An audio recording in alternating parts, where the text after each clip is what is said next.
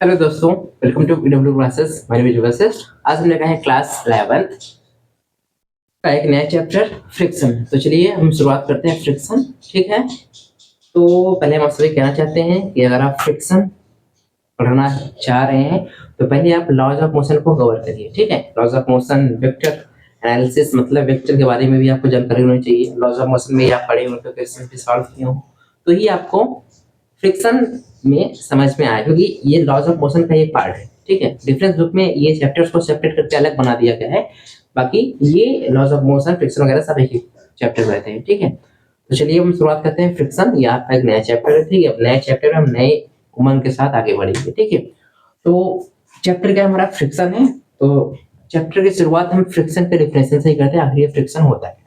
ठीक है, तो देखिए क्या होता है।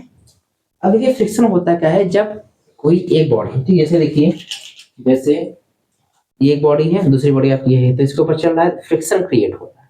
समझ रहे हैं। हम अगर अर्थ सरफेस पे चलते हैं, ठीक है, हम किसी भी सरफेस चलते हैं, अर्थ सरफेस कुछ भी सरफेस है, तो हमारे पैर और उस सरफेस के बीच में, मतलब जो हमारे शूज होता है या फिर स्लीपर जो होता है, जो नीचे वाला पार्ट होता है, जो बॉटम वाला पार्ट होता है, ठीक है, शुद्ध में बताएं, स्लीपर का नीचे वाला जो पार्ट होता है, ठीक है, वो हमारे अर्थ सरफेस यानी किसी अदर सरफेस से कांटेक्ट में होता है। तो आप उस सरफेस और हमारे स्लीपर के सरफेस के बीच में एक फोर्स क्रिएट होती है, उसको बोलते हैं फ्रिक्शन। समझ रहे हैं क्या होता है फ्रिक्शन।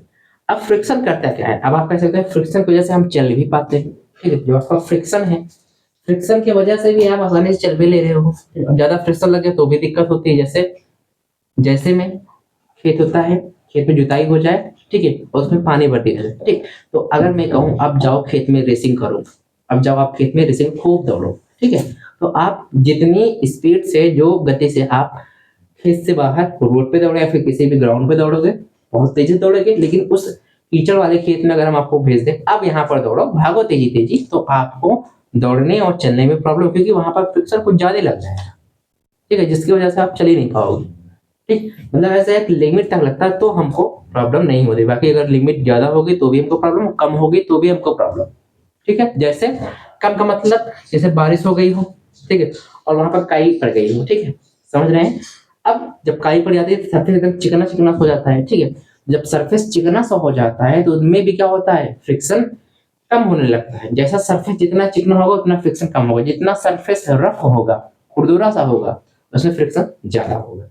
ठीक है, तो जब काई लग जाती है तो सरफेस का चिकना हो जाता है, तो चिकना होने के बाद धड़ाम धड़ाम से आप गिरते ही रहते हो, फिसलते रहते हो, गिरते रहते हो, फिसलते रहते हो, गिरते रहते हो। इसीलिए बारिश में ज्यादा लोग गिरते हैं, क्योंकि उसमें उस टाइम पर फ्रिक्शन क्या होता है, कम हो जाता है। फ्रिक्शन कम होने की वजह से भी आप गिरने लगते हो। ठीक है, और एग्जाम्पल, जैसे आप साइकिल चलाते हैं, ठीक है, साइकिल चलाकर आप स्कूल जाते होंगे, ठीक, तो अगर फ्रिक्शन ना होता शायद आप एक पैडल मारते हैं वहां से और फुर से स्कूल पहुंच जाते। लेकिन फ्रिक्शन होने की वजह से बार बार पैडलिंग करिए तो आप स्कूल पहुंचोगे। पैडलिंग करना रोक दो, फ्रिक्शन की वजह से आपकी साइकिल धीरे धीरे रुक जाएगी। तुरंत तो नहीं रुकेगी, लेकिन धीरे धीरे रुक जाएगा। आप ब्रेक मारोगे तो तुरंत रुकेगी, ठीक है, बाकी ऐसे नहीं रुकेगी। ठीक, आप छोड़ दो, पैडलिंग करना छोड़ दो, धीरे धीरे जाके आपकी साइकिल आगे जाके रुक जाएगी। या फिर कोई व्हीकल्स हो, चल रही हो, आप ऑफ कर दो, स्विच ऑफ, मतलब ऑफ कर दीजिए की को, ठीक है, इंजन को ऑफ कर दीजिए, थोड़ी दूर चलने के बाद वो व्हीकल्स भी रुक जाएगी। क्योंकि किसकी वजह से रुकती है, फ्रिक्शन की वजह से। उस टायर, व्हीकल्स का जो टायर होता है और रोड जो सरफेस है उसके बीच में फ्रिक्शन लगता है। फ्रिक्शन क्या करता है, फ्रिक्शन हमारे मोशन को अपोज करता है। अपोज मतलब वो हमारे गति को रोकता है, मतलब वो हमको मोशन नहीं करने देना चाहता है। फ्रिक्शन ये होता है, अगर मोशन करना चाह रहे हैं तो वो चाहेगा आप रेस्ट करो, आप मोशन ना करो, तो मतलब फ्रिक्शन हरदम हमारे मोशन को अपोज करता है, रोकता है। ठीक है, ये फ्रिक्शन ऐसा आप कह सकते हैं कॉन्टैक्ट फोर्स है, ये दो बॉडी के बीच में ही लगता है। समझ रहे हैं। ठीक है, ये थी आपकी फ्रिक्शन जो हमने अभी आपको बता दिया, ये था आपका फ्रिक्शन। ठीक है, अब देखिए सिंपल सी बात जान लीजिए, जैसे अभी आपको लग रहा होगा कि ये सरफेस बहुत चिकना सा है। समझ रहे हैं, ये सरफेस बहुत चिकना सा है, ठीक है, इसमें थोड़ा सा भी रफनेस नहीं, आप बोलोगे ना इसमें थोड़ा सा भी खुरदरापन नहीं, एकदम चिकना सा है। आपका फोन है, फोन के ऊपर जो स्क्रीन होती है, ग्लास जो होता है, आप बोलते हैं बहुत स्मूथ है, इसमें थोड़ा सा भी खुरदरापन नहीं है, थोड़ा सा भी रफनेस नहीं है। लेकिन एक्चुअल में कोई भी कितनी भी चिकनी सी चीज हो उसमें रफनेस होता ही है। ये बोर्ड में भी रफनेस है, आपके फोन के जो स्क्रीन है, जो डिस्प्ले है, उसमें भी रफनेस है, हमारे स्किन में भी रफनेस है। तभी तो जो आपको जब पसीना पसीना होता है, पानी निकलता बाहर आता है ना, पसीना बाहर आता है, तो रफनेस है, मतलब होल है इसमें आपके स्किन में। ठीक है, मतलब जो भी आप अपने आंखों से देखते हो, मतलब जो नेक्ड है, जो अपने रियल आई से आप देखते हो, मतलब किसी भी इंस्ट्रूमेंट का ना यूज करके, मतलब टेलीस्कोप माइक्रोस्कोप को यूज नहीं करना है, वैसे नॉर्मल आई से जैसे हम अभी देख रहे हैं। ठीक है, जैसे आप हमको देख रहे हो फोन में। ठीक है, तो आपको लगता है ये बोर्ड एकदम चिकना है, हमारा फोन का डिस्प्ले एकदम चिकना है, इसमें थोड़ा सा भी रफनेस नहीं है। ठीक है, लेकिन ऐसा होता नहीं है। कोई भी जितनी भी चाहे चाहे जो कितनी भी चिकनी सी चीज हो, कितनी भी स्मूथ चीज हो, उसमें रफनेस मिलता ही है। रफनेस हर जगह होता है। ठीक है, इसकी थ्योरी भी है, एक है आपकी क्लासिकल थ्योरी, दूसरी है आपकी मॉडर्न थ्योरी। ठीक है, तो ज्यादा इसमें मतलब क्लासिकल थ्योरी वगैरह ये सारा कुछ ज्यादा बताएंगे, अगर बताना होगा तो नेक्स्ट लेक्चर में आपको बता दिया जाएगा। ठीक है, बाकी इस लेक्चर में हम बात करेंगे कि फ्रिक्शन क्या होता है, फ्रिक्शन के टाइप के बारे में बात करेंगे, स्टैटिक फ्रिक्शन क्या होते हैं, काइनेटिक फ्रिक्शन क्या होता है, लिमिटिंग फ्रिक्शन क्या होता है, इन इन पर हम बात करेंगे, ये सारी चीजें होते क्या है, और इन पर हम न्यूमेरिकल्स करेंगे। ठीक है, तो एक जनरल सा डिफिनेशन हमने फ्रिक्शन के बारे में बता दिया। फ्रिक्शन होता है क्या है, फ्रिक्शन ना होता तो कैसे होते, फ्रिक्शन ना होता तो हम चल फिर भी ना पाते सही से, समझ रहे हैं, फिसलते ही रहते। फ्रिक्शन ना होता तो हम फिसलते ही रहते, सही से चल फिर ना पाते।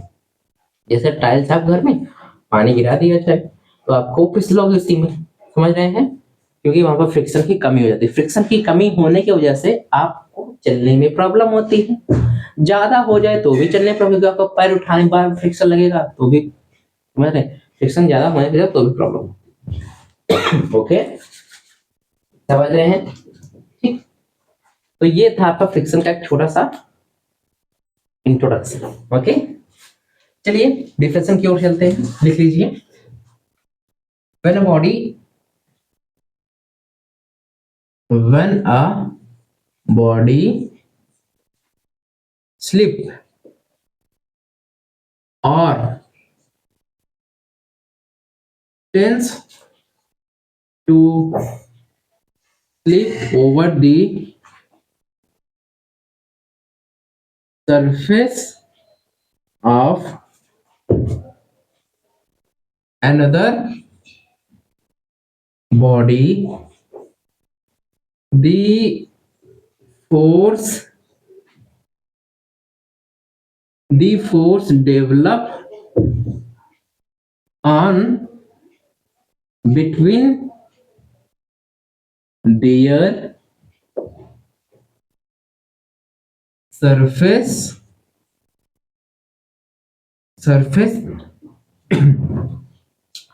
समझ रहे हैं, एंड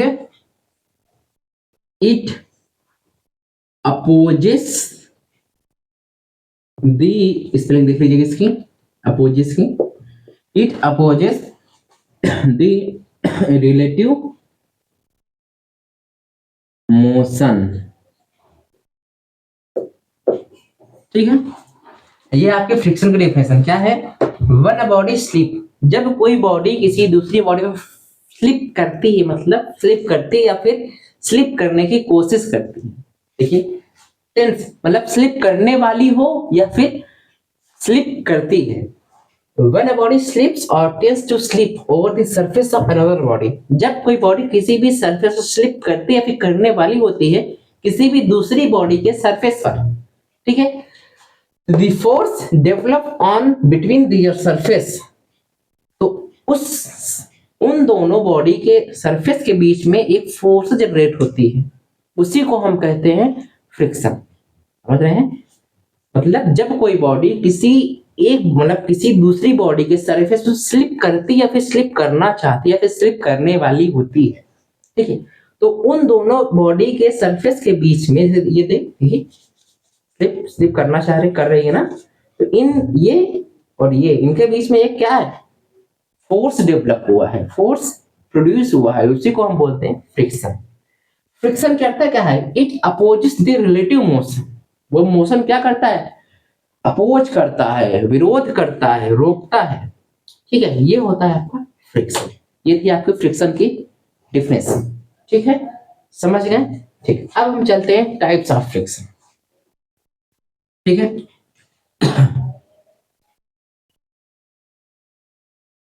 टाइप्स ऑफ फ्रिक्शन, ठीक है। पहला टाइप क्या है आपका? स्टैटिक फ्रिक्शन, स्टैटिक फ्रिक्शन जिसको हम एफ एस से दिखाते हैं। दूसरा है हमारा काइनेटिक फ्रिक्शन, काइनेटिक फ्रिक्शन या फिर और स्लाइडिंग फ्रिक्शन, स्लाइडिंग फ्रिक्शन इसको दिखाते हैं एफ के से।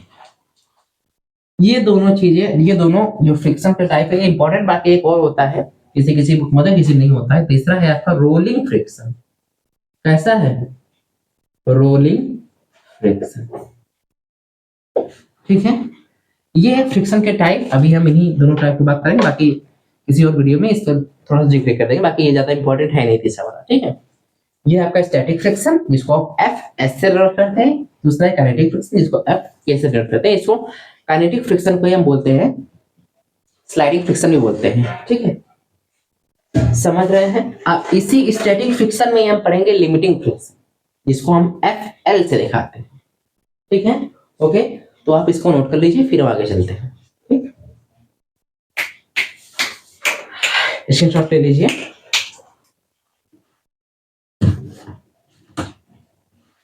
चलिए, रखा हो गया।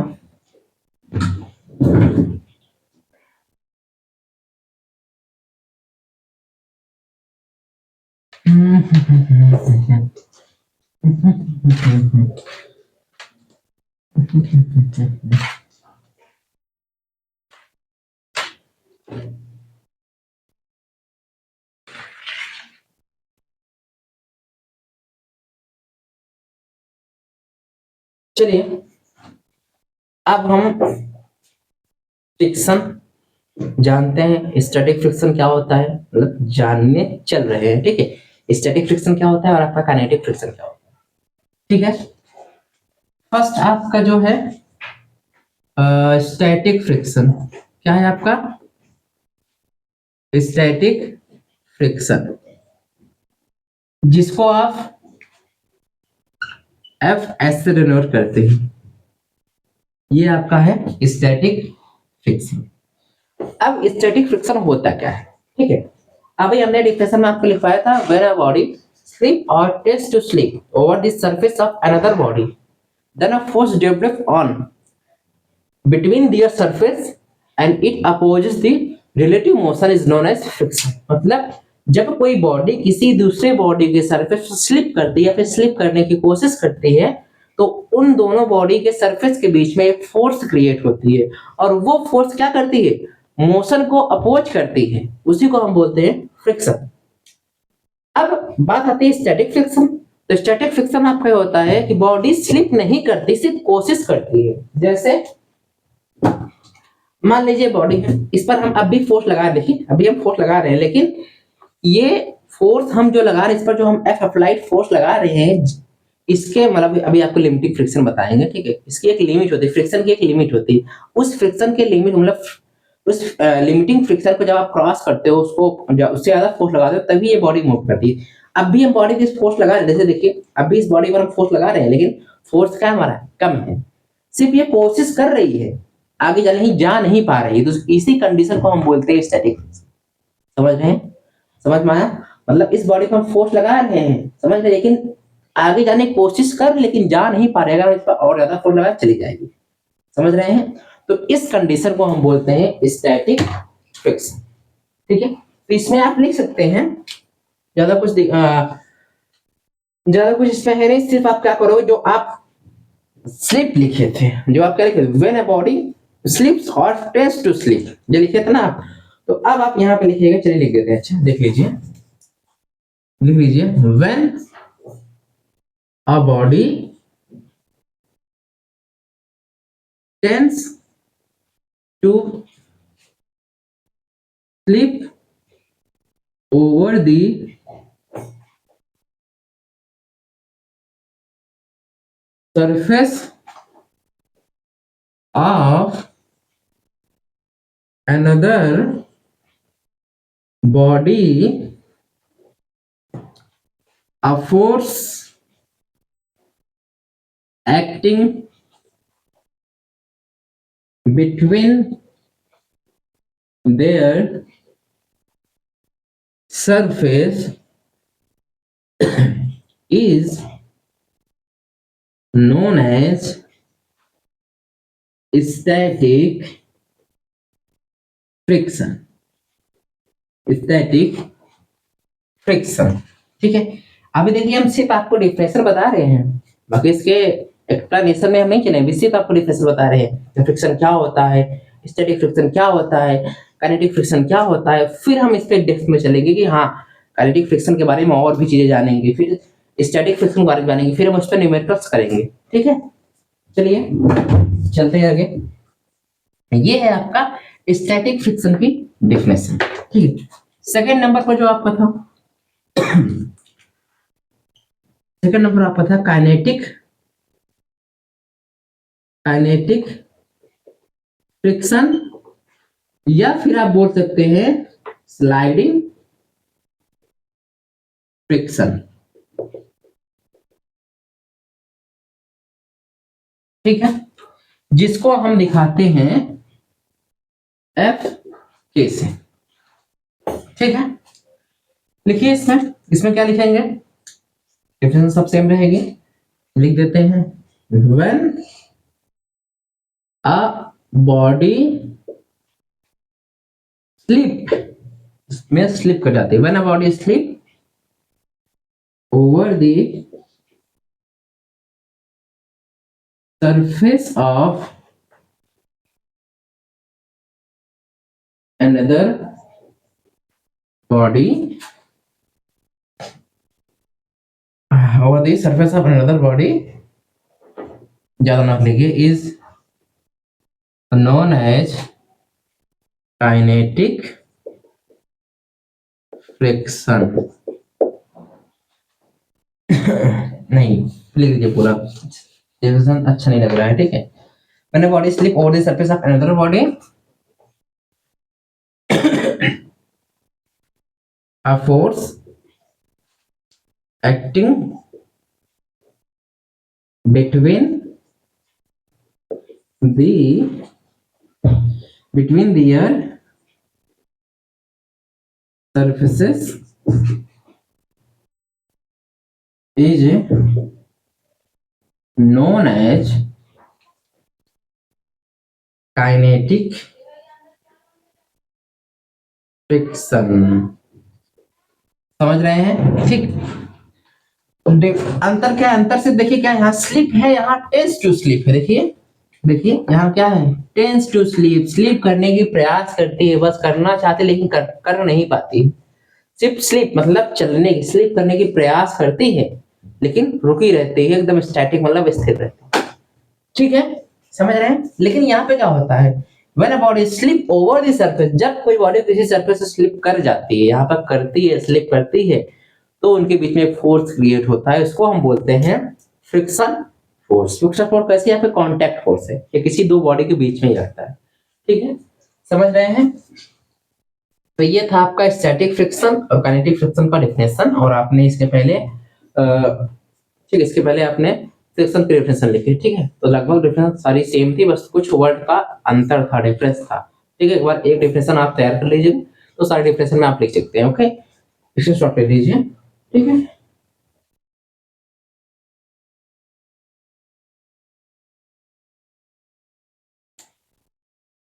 चलिए हो गया।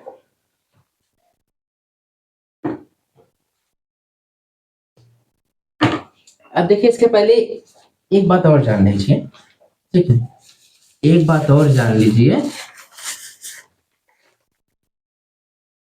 ये लिमिटिंग फ्रिक्शन क्या होता है।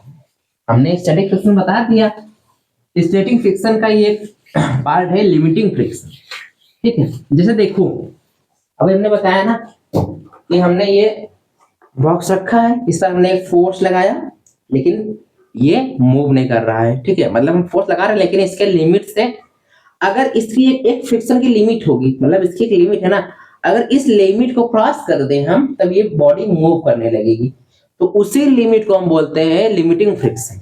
समझ रहे हैं? आप कह सकते हैं कि जो स्टैटिक फ्रिक्शन की जो मैक्सिमम लिमिट होती है, मतलब स्टैटिक मतलब स्थिर वाले फ्रिक्शन, वो फ्रिक्शन जो स्टैटिक फ्रिक्शन क्या थी, बॉडी को मूव कराना चाहते लेकिन कर नहीं पाते, तो उसकी जो लास्ट वाली पॉइंट है, जो लिमिट है उसका, उसी को बोलते हैं लिमिटिंग, मतलब उस लिमिट को अगर हम क्रॉस कर देंगे तो बॉडी तुरंत मूव कर जाएगी और वो हो जाएगी काइनेटिक फ्रिक्शन का पार्ट। समझ रहे हैं? ठीक है, तो लिख लीजिए डिफिनेशन आप लिमिटिंग फ्रिक्शन की। लिमिटिंग फ्रिक्शन की क्या होता है? The maximum value of static friction. The maximum value of static friction is known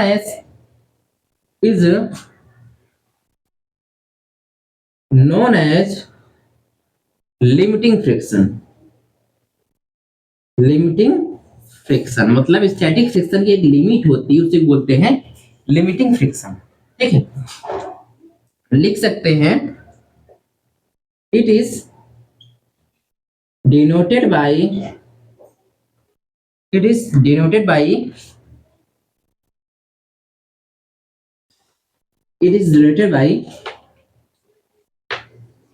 FL। it is denoted by FL। समझ रहे हैं? अब देखिए कोई भी बॉडी अगर मोशन में आती है, मतलब जैसे यही था अभी बॉक्स था, मोशन में कब आएगी? जब हम उस पर जो फोर्स लगा रहे हैं, मतलब जो हम किसी बॉडी में जो हम अप्लाइड फोर्स लगा रहे हैं वो इस लिमिटिंग फ्रिक्शन से ज्यादा लगेगा तो ही बॉडी मोशन में आएगी। समझ रहे हैं? मतलब जो हम फोर्स लगाएंगे वो इस लिमिटिंग फ्रिक्शन से ज्यादा होगा तो ही बॉडी कहाँ आएगी, बॉडी हमारी तभी मोशन में आएगी, वरना मोशन में नहीं आएगी। अगर हमारा जो फोर्स है वो लिमिटिंग फ्रिक्शन से कम है तो बॉडी कैसी रहेगी? बॉडी वही रहेगी रेस्ट में, और इस पर लगेगा क्या लगेगा? स्टैटिक फ्रिक्शन लगेगा। तब क्या लगेगा? स्टैटिक फ्रिक्शन लगेगा। लेकिन अगर बॉडी वाली मोशन में आ गई उसमें क्या लगेगा? फिर लगेगा काइनेटिक फ्रिक्शन। क्या लगेगा? Kinetic friction. ठीक है, तो ये थी आपकी स्टैटिक, काइनेटिक, लिमिटिंग, जो भी बनाने खाना था, ठीक है, उसकी डिफिनेशन। ठीक है, अब हम चलते हैं काइनेटिक फ्रिक्शन। ठीक है, अब हम चलते हैं काइनेटिक फ्रिक्शन पर। ठीक है,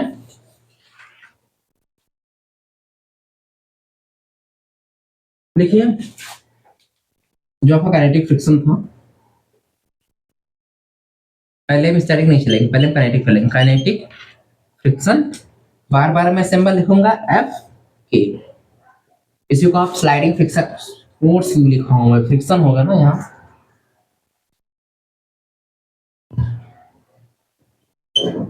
फ्रिक्शन। क्या लिख सकते हैं डिफिनेशन? व्हेन या फिर इफ लिख लीजिए, if applied force, if applied force F, मान लीजिए अप्लाइड फोर्स क्या हमारी F है, is greater than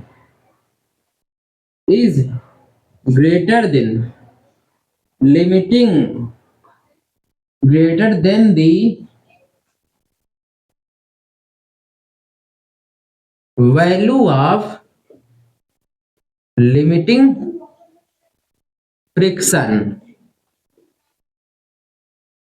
if applied force F is greater than the value of limiting friction, यानी जो हमारा फोर्स है वो ग्रेटर किससे हो? लिमिटिंग फ्रिक्शन से ज्यादा हो। ठीक है, is known as kinetic friction.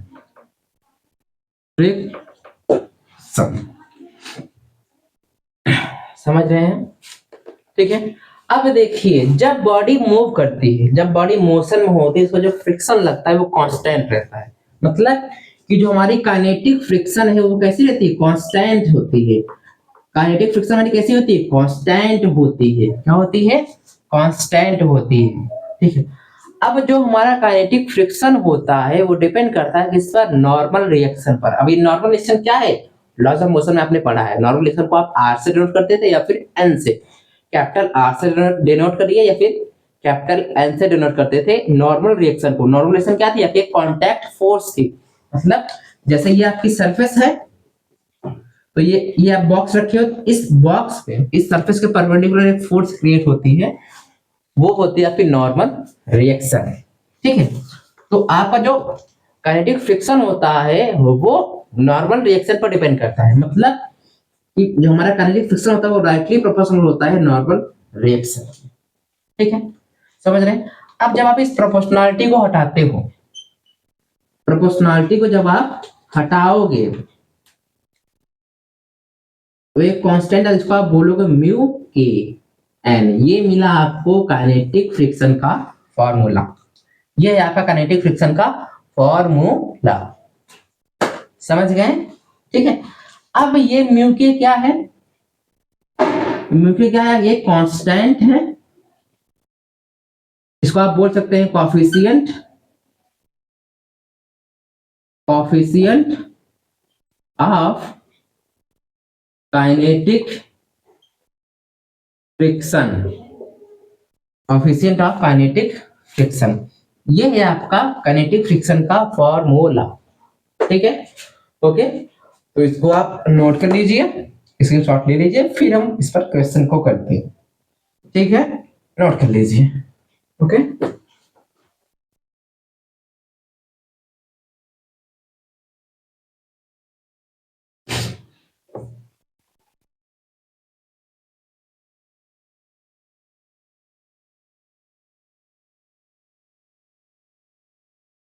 चलिए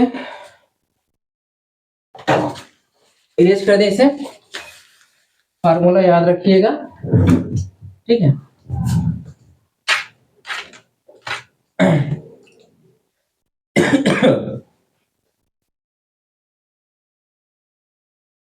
फार्मूला क्या था हमारा, एफ के बराबर में म्यू के एन। म्यू के क्या था, coefficient of kinetic friction. First question देखिए। ठीक है, ये आपका, ये आपका सरफेस है, ये आपका बॉक्स है। क्या है, बॉक्स है। मान लीजिए बॉक्स का वेट है 4 kg, इस पर हमने फोर्स लगाया है 20 न्यूटन का, और इसमें म्यू के मतलब कोएफिशिएंट ऑफ काइनेटिक फ्रिक्शन की वैल्यू दी गई है 0.2। आपको फाइंड करना है, फाइंड, पहला क्या फाइंड करना है, फ्रिक्शन। ठीक है, दूसरा आपको बताना है एक्सीलरेशन, दूसरा आपको फाइंड करना है एक्सीलरेशन। ठीक है, समझ रहे हैं। अब हम यहाँ पर एज्यूम करेंगे कि ये बॉडी हमारी कैसी है, मोशन में है। अगर बॉडी हमारी मोशन में, तो हमको कौन सी फ्रिक्शन मिलेगी, काइनेटिक फ्रिक्शन। तो काइनेटिक फ्रिक्शन का फार्मूला क्या है, एफ के बराबर में म्यू के एन। ठीक है, तो हमको काइनेटिक फ्रिक्शन बताना है, तो एफ के का एफ के लिखिए, म्यू के की वैल्यू क्या है 0.2 है, क्या है 0.2 है, और एन, एन मतलब नॉर्मल रिएक्शन। तो नॉर्मल रिएक्शन कैसे निकालेंगे, हम इसका फ्री बॉडी डायग्राम बनाएंगे। ठीक, तो ये रहा हमारा बॉक्स, ऊपर लगा नॉर्मल रिएक्शन, नीचे लगेगा 4g, जिसको हम W वेट बोलते हैं, W बराबर में mg, 4g मिला। यहाँ से हमको n मिलेगा, n। यहाँ देखिए बॉडी कैसे इक्विलिब्रियम रहेगी, वर्टिकली क्या है, वर्टिकली मतलब बॉडी आपकी वर्टिकली ऐसे इक्विलिब्रियम में ऊपर थोड़ी जाएगी, तो आगे हॉरिजॉन्टली मूव करे, लेकिन वर्टिकली क्या है, इक्विलिब्रियम में है। तो इक्विलिब्रियम होने की वजह से अपवर्ड बराबर में डाउनवर्ड, ये हर जगह नहीं होता है। क्या अपवर्ड आपका सिचुएशन पर डिपेंड करता है, अपवर्ड बराबर डाउनवर्ड हर जगह नहीं होता है। ठीक है, मतलब एन बराबर में जो आप कह सकते हैं एन बराबर में 4g, ये हर जगह बराबर नहीं होता है। ठीक है, बाकी अपवर्ड बराबर डाउनवर्ड होता ही है, सॉरी, एन बराबर में 4g ये हर जगह बराबर नहीं होता है। ठीक है, सिचुएशन पे डिपेंड करेगा। तो यहाँ एन मिला, आप g को कंसीडर करते हो 10 से, तो यहाँ आपको एन मिलेगा 40। 40 क्या है, 40 न्यूटन मिलेगा। ठीक है, तो यहाँ आप लिख सकते हो 40 मल्टीप्लाई करोगे, यहाँ आपको मिलेगा 8 न्यूटन, 8 न्यूटन। समझ रहे हैं? ये आपको फ्रिक्शन तो मिल गया, अब आपको निकालना है एक्सीलरेशन। फॉर्मूला क्या आता है, F बराबर में, ठीक है। अब देखिए जो फ्रिक्शन आपको मिला है F बराबर में ma होता है ना फॉर्मूला उसका, जो आपका फ्रिक्शन होता है, फ्रिक्शन क्या करेगा, बॉडी को रोकना चाहेगा। कितने फोर्स से बॉडी को रोक रहा है, बॉडी आगे जाना चाह रही है लेकिन फ्रिक्शन इसको रोकेगा, अपोजिट लगेगा। तो आपको जो F के मिल रहा है वो कितना मिला है, यहाँ पर F को आपको मिला है 8 न्यूटन। कितना मिला, 8 न्यूटन। तो बॉडी अब कितने फोर्स से आगे जा रही है, 20 माइनस में 8, 20 माइनस 8 के फोर्स से ये बॉडी आगे जाए। 20 माइनस 8 m क्या है, 4 है, ये निकालना है। ये 12 आ गया, ये आपका 4 है, ए डिवाइड कर देंगे 3 मीटर पर सेकेंड स्क्वायर। ये आपको मिला एक्सीलरेशन। ठीक है, समझ रहे हैं? ओके, ठीक। नोट कर लीजिए, फिर चलते हैं सेकंड क्वेश्चन पर। ठीक, अब देखिए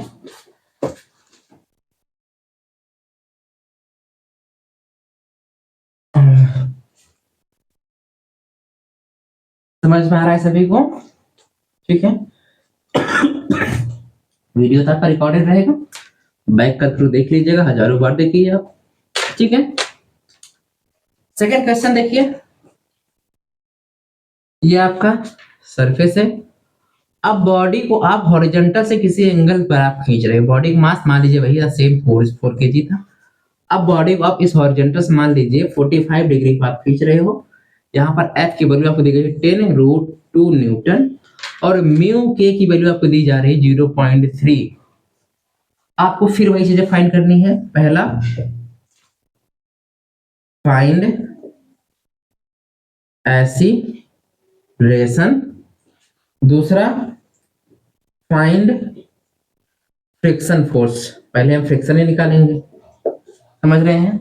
ठीक है, तो अब देखिए हमने कभी क्या कहा शुरू में, आपको क्या कहा था कि पहले आपको वेक्टर जो कंपोनेंट होते हैं, रिजोल्यूशन ऑफ कंपोनेंट वो आना चाहिए। आपको वेक्टर एनालिसिस में पढ़ाया गया था, लॉज ऑफ मोशन में भी, जो अभी आपने नॉर्मल रिएक्शन निकाला, समझ रहे हैं? तो ये चैप्टर से वो एक दूसरे रिलेट करते हैं, इसलिए हमने कहा ना पीछे वाला चैप्टर आपको तैयार होना चाहिए। ठीक है, फ्रिक्शन निकालना है तो सबसे पहले इस बॉडी का फ्री बॉडी डायग्राम बनाएंगे। क्या बनाएंगे? Free body diagram. ठीक है, चलिए देखिए फ्रिक्शन निकल सकता है। फॉर्मूला क्या होता था, F के बराबर में म्यू के एन, ये होता था, हमको एन चाहिए। तो बॉडी है, इसका फ्री बॉडी डायग्राम बनाते हैं। ये है हमारा, चलो उसको हटाओ, ऊपर लगेगा एन, नीचे लगेगा 4g। ठीक है, अब ये बॉडी यहाँ है, 45 डिग्री बना रहा है, यहाँ पर फोर्स की वैल्यू है 10√2। तो यहाँ पर आपको मिलेगा 10√2 cos 45 डिग्री और ऊपर आपको मिलेगा 10√2 sin 45 डिग्री। ठीक है, तो आपको नॉर्मल रिएक्शन क्या मिलता है, लिख सकते हो इन, जैसे वहां पर आप लिखते थे in vertical motion, in vertical motion upward बराबर डाउनवर्ड, अपवर्ड बराबर डाउनवर्ड। अपवर्ड क्या है आपका एन है, इंक भर ले, ओके। ये भी कैसा हो जाता है आपके जैसे, जैसे आप कैसे हो जाते हो ना, नींद आने लगती है, इसको भी आती है। ठीक है, चलिए देखिए, इन वर्टिकल मोशन मतलब वाई एक्सिस का नाम, तो अपवर्ड बराबर डाउनवर्ड। अपवर्ड क्या है आपका एन है, प्लस में और क्या है आपका 10√2, 10√2 साइन 45 डिग्री है, बराबर में क्या है आपका 4g, 4g। तो n प्लस में 10√2 साइन 45 वैल्यू 1/में √2, 4 इंटू में 10, √2 से √2 कट गया, n प्लस में 10 आ गया, यहाँ 40 आ गया, n बराबर में 30 न्यूटन आ गया। n आपको ये मिल गया। ठीक है, n क्या मिला, 30 न्यूटन मिल गया।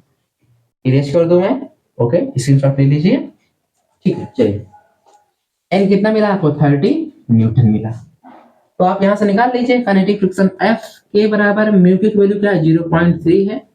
ये क्या है? 30 30 मल्टीप्लाई करिए 9 न्यूटन आ गया। ये क्या मिला आपको? Kinetic friction. समझ रहे हैं? ठीक। अब ये कंपोनेंट 10 रूट 2 cos 45 है, इसको सॉल्व करेंगे 10 रूट 2 इंटू 1/में रूट 2 कैंसिल करेंगे 10 बचेगा। मतलब ये जो आपको फोर्स मिला वो क्या है? 10 मिला है। और एफ के क्या है? एफ के फ्रिक्शनल फोर्स है, तो ये क्या करेगी? बॉडी को रोकेगा। अगर 10 न्यूटन से आगे जा रही है तो ये क्या करेगी? इसको रोकना चाहेगा। कितने फोर्स से? एफ के अराउंड 9 न्यूटन से। तो अब भी बॉडी अप्लाइड फोर्स है वो काइनेटिक फ्रिक्शन से ज्यादा है, तो बॉडी मोशन में आएगी। ठीक है, तो मोशन में आएगी तो हमको फोर्स मिल जाएगा। तो फॉर्मूला क्या होगा? एफ बराबर में एम ए होता है फोर्स के लिए। एफ क्या है? 10 माइनस में 9, मास 4 है ए, 1 बराबर में 4 इंटू में ए 1 4 बाई ए 0.25 मीटर पर सेकेंड स्क्वायर बराबर में ए। देख लो नीचे विजुअल है है। फिर से लिख देता हूं, जब आप 1 को 4 से डिवाइड करेंगे 0.25 मीटर पर सेकेंड स्क्वायर बराबर में ए। समझ रहे हैं? ठीक है, तो ये था आपके काइनेटिक फ्रिक्शन के क्वेश्चंस। ठीक है, ओके। अब नेक्स्ट लेक्चर में हम बात करेंगे स्टैटिक फ्रिक्शन पर। ठीक है, स्टैटिक फ्रिक्शन पर फिर हम बात लिमिटिंग फ्रिक्शन वगैरह है। ठीक है, एंगल ऑफ फ्रिक्शन है। ठीक, इसको हम नेक्स्ट लेक्चर में कवर करेंगे। ठीक है, तो आज के लिए इतना ही। Thank you very much. पढ़ते रहिए।